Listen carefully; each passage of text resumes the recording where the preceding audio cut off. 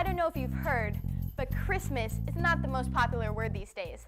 Supposedly because of its religious connotations, it has the potential of offending the 4% of people in the country that don't celebrate Christmas.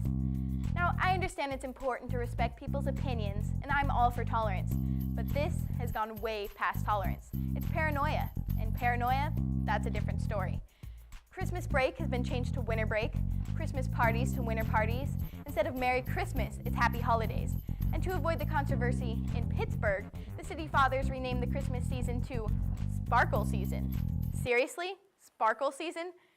It seems to me that the way things are going, that in a couple of years, Christmas is going to be up there with the worst of society's cuss words. It's just ridiculous how paranoid people get about the word.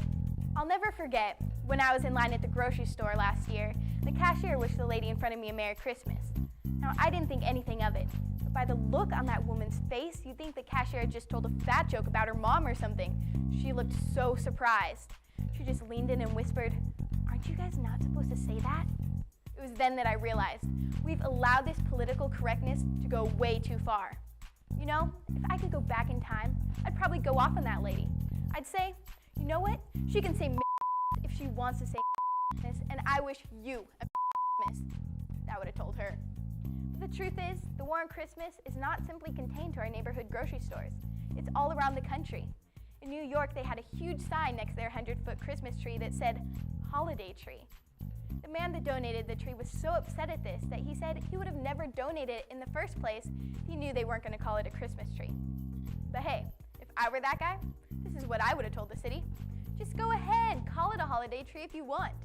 But I expect to see it up every holiday. Easter, Labor Day, Halloween, and of course, my birthday. But if you're just expecting to put it up for Christmas, let's call it what it is.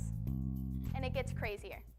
One county banned public buildings from having red and green seasonal lights because it directly reflected Christmas, and the city could not endorse one religion. In St. Paul, Minnesota, it was ordered that a few red poinsettias be removed from the courthouse because their association with Christmas could be offensive. And school districts and governments, New York schools, and Miami-Dade County, just being a couple examples, have allowed displays of the Jewish menorah and the Islamic star and crescent while banning the display of a nativity. Now, isn't that ironic? Discrimination in the name of diversity and tolerance. A public school in New Jersey even banned the classic play A Christmas Carol because of its spiritual overtones and redemptive message. And well, I'm sure that if the play were written today, that Scrooge would have sued the whole town for being so obviously biased towards one religious holiday.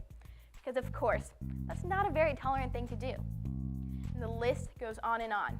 But let's just cut to the chase. There's no denying it. America's culture was founded on Judeo-Christianity. So why are we trying to rewrite our heritage, and why are we trying to change history? I wouldn't go to Israel and take offense when a grocery clerk wishes me a happy Hanukkah. But what seems to be especially ironic is that in an attempt not to offend the 4% of Americans that don't celebrate Christmas, governments and corporations have effectively ticked off many of the 96% who do. In fact, last year so many Christmas celebrators refused to buy products from stores that did not say Merry Christmas that this season, stores have put the phrase back in. If this is where the vast majority of Americans stand on the issue, then why does our government continue this rampage against Christmas? There's our democracy for you, or rather, the lack thereof. When it comes to Christmas, David Limbaugh got it right when he said, "The spirit of this season is inclusive, not exclusive. The Christmas spirit is one of faith, hope, and giving. It's a time to come together, not a time to pull us apart." So I hope that everyone has a Merry Christmas, but hey, that's just one kid's opinion.